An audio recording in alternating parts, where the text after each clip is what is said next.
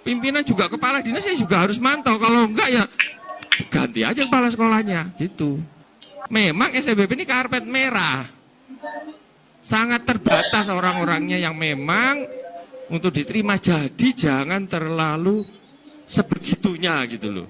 Didramatisir seolah-olah kalau tidak eligible itu seakan-akan sudah nggak bisa daftar. Itu baru 20%. Dan itu juga sudah sangat terbatas, kecil lah kemungkinannya gitu ya. 80% yang lain ini loh yang bisa peluangnya besar gitu ya. Keterlambatan sekolah memfinalisasi PDSS bukan hanya salah sekolah. Semua stakeholder itu salah menurut saya. Mulai orang tua, siswa, kepala dinas, itu juga salah. Kenapa? Kami sudah memberikan website ini. Ada di web SNPMB, di menu sebelah kiri di SNBP, lihat viewer monitoring, diklik. Semua orang seluruh dunia bisa memantau sekolah itu sudah sampai mana tahapan pengisian PDSS. Ya, jadi kalau ada orang tua, nasib anak kami sekolah ini gini-gini, ya Bapak Ibu kok nggak mantau? Kan bisa mantau sendiri. Mulai dipantau mulai kapan? Mulai dibuka PDSS tanggal 6 bisa dipantau. Sekolah, kalau sekolah ini sampai mungkin katakanlah seminggu belum sampai, tapi ya di demo aja sekolahnya pada saat itu, bukan di demo sekarang. Gitu loh. Ini sudah ada ini. Pimpinan juga, kepala dinas saya juga harus mantau. Kalau enggak ya ganti aja kepala sekolahnya gitu. Dan saya ingatkan Bapak Ibu, mulai tahun ini kami mulai menerapkan e-rapot untuk melakukan mekanisme pengisian PDSS. Sehingga mulai detik ini Bapak Ibu tertib mengisi e-rapot. Jangan sampai nanti 3 tahun lagi kami tidak ada, kami akan mengambil data di e-rapot. Dan kalau tidak ada data e-rapot lengkap, ya nggak bisa ikut SNBP. Ya. Kenapa kami ingin melakukan ini? Karena sejak 2019 sudah ada edaran dari Kemdikbudristek, waktu itu masih namanya itu, untuk tertib mengisikan e-rapot. Dari 2019 sampai 2025 kemarin, kami rapat dengan tim sana itu Oktober, yang tertib mengisikan e-rapot se-Indonesia itu cuma berapa mau tahu Bapak Ibu? 150 sekolah. Padahal jumlah sekolah itu ada 40.000 sekian. SMK masih mending ada 500-an sekolah. Kenapa kok nggak mereka sih ngisi di internal, kenapa nggak disinkronkan? Ya nanti kalau disinkronkan langsung ditutup, nggak bisa diubah-ubah. Kan sekolah kan ingin buat rapot 1, rapot 2, rapot 3, rapot untuk SNBP, rapot untuk yang lain-lain. Kan itu kelakuannya kan, lakukan kita kan itu kan. Dan kami ketika rapat dengan rektor, kami tunjukkan data. Nilai rapot itu ya sudah nggak masuk akal kok, sudah lama kami tahu nilai rapot itu nggak masuk akal. Semester 1, semester 4 itu misalnya harusnya di sini, dia tuh di grafik di sini. Tapi begitu semester 5 tiba-tiba di sini. Semua.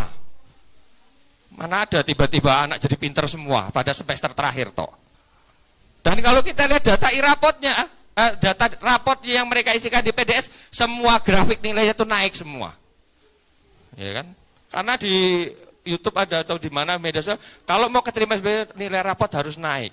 Oh, kalau jadi siswa senang dia. Kalau gitu saya biasa aja. Nanti selanjutnya saya nggak usah belajar. Kenapa? Kan pasti naik sama sekolah. Ya kan kalau siswa kan akan begitu jadinya. Ya, itu yang terjadi di kita Bapak Ibu. Tahu kenapa kok terlambat? Alasan terlambat itu apa? Belum selesai rapotnya. Bisanya belum selesai rapot. Nah, dulu yang dikasihkan ke anak semester 1, 2, 3 dan sampai 5 itu kan Desember diberikan. Lah itu rapot apa? Rapot-rapotan maksudnya. Belum rapot dimodifikasi gitu maksudnya gitu ya. Ya kan, sampai tanggal 31 Januari kemarin itu baru mau ngisi. Yang diisi 330 sekian siswa. Ya nggak mungkin selesai lah, apalagi pakai manual, ya tambah nggak mungkin. 3 hari aja nggak selesai, apalagi cuma beberapa jam. Ya kan, dan itu semua banyak sekali. Semuanya kelakuan gitu. Di 30 Januari, dari mulai tanggal 6 sampai 30 itu ya nggak ngapa-ngapain juga. Kami punya lognya. Semua yang akses ke sistem kami, termasuk di SNBT, siswa ikut ujian UTBK, Bapak Ibu, dia itu di halaman ini soal berapa detiknya kita tahu. Jadi kita tahu anak itu bisa gini ngisi, oh ini 2 detik, 1 menit, 2 menit, terus tiba-tiba langsung ngisi semua, kita tahu kelakuannya. Ada di database kami, bisa kita tunjukkan, kita punya lognya gitu loh. Jadi kalau anak-anak tiba-tiba cuma di halaman 1 terus tiba pas akhir langsung dia bisa ngisi dan benar semua. Oh pasti ada sesuatu ini, dia dapat jawaban pasti.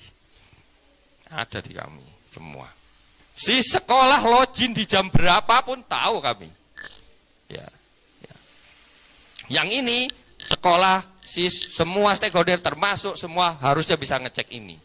Gak bisa sekolah juga disalahkan. Kalau sekolah sampai seminggu sebelumnya harusnya kepala orang tua segera datang ke sekolah itu, bawa macam-macam, disuruh kita sediakan makanan, segera kita selesaikan bareng kan gitu harusnya gitu kan ya. Cepat gitu kan. Itu. Ya jangan pas di terakhir baru di demo kok sana saya nggak diisikan gitu loh. Ya mungkin kurang ininya ya konsumsinya. Ya seminggu sebelumnya atau 10 hari sebelumnya bawa macam-macam ditungguin itu kan, dipijetin. Nah, cepat nanti pasti. Ya, nah, itu ya.